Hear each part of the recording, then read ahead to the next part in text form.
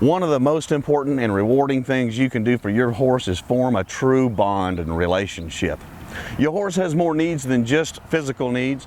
Your horse also has emotional needs. Let's talk about how to meet those emotional needs so that they can feel safe and secure and see a leader and a companion in you. Today, we're going to build a relationship with a horse. I'm Steve Smith with the Double Spur Ranch.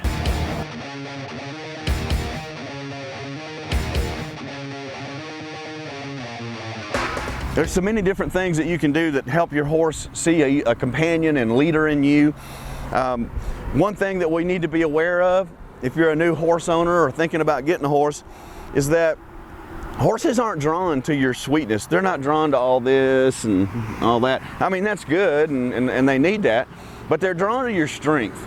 So they're going to start seeing a leader in you and respecting you when you make their feet move and show them your strength rather than just your sweetness. Now we're going to do a little bit of both today to build a relationship, a lasting bond with your horse, where your horse will want to be with you and need you, and that is part of the contract between you and your horse. Move your horse's feet around in a controlled fashion. I'm just going to disengage Smokey's hindquarters a little bit.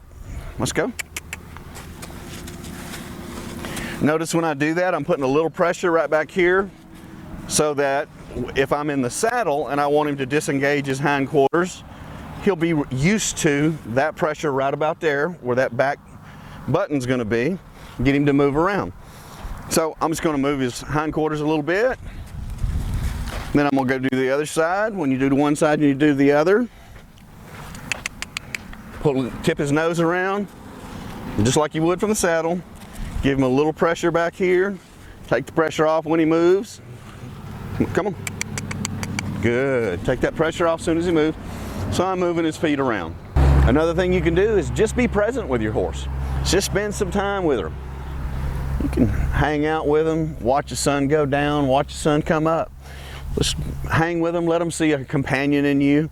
If they show a concern about something, well, you show a little concern too. You know, if they're looking at a goat out in the pasture, well, you kind of look with them too. If they go down to eat, you can kind of stand like this, and it just kind of gives them that companionship, that herd, as if you're a part of their herd and the leader of their herd.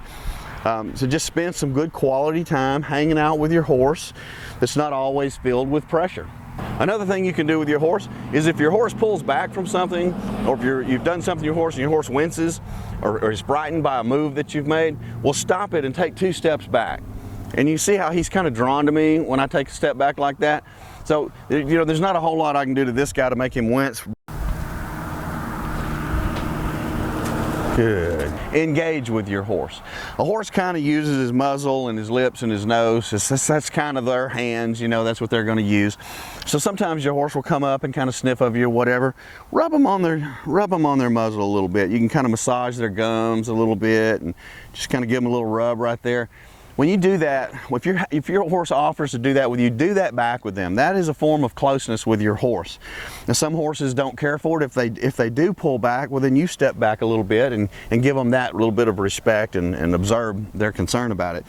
But if they want that, don't swat them away thinking they're trying to bite you, unless they are. But in which case, you know, you would need to give them a little swat on the nose.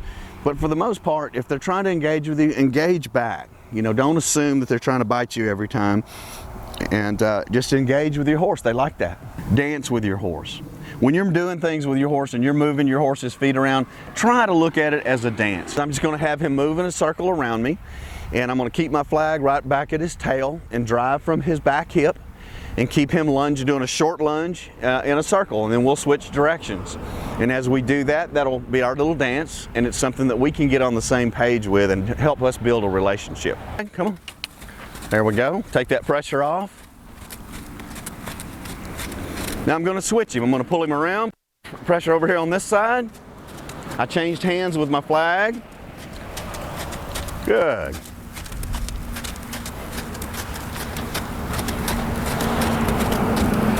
And we'll switch directions again.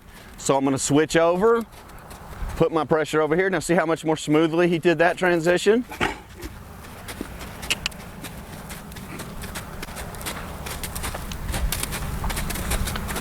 Whoa.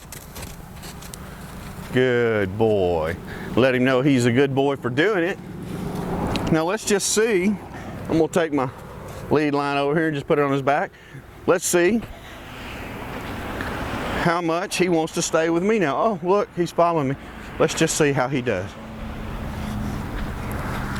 Now, if you'll notice, he's sticking with me now. We've had a little dance. We've done our routine. We've got on the same page. And so basically, he wants to kind of stick with me because he sees me as a good leader and companion and somebody who he can respect and trust. These are some of the things you can do to help develop a good bond with your horse. Now, of course, you need to do them longer than what I've done in these videos. You can do things in the round pen. Lunging your horse is very good for your horse. But spend some quality time with your horse, making their feet move, observing their concerns and helping them see that you see them. These are the types of things that will help you develop a wonderful, lifelong relationship with your horse.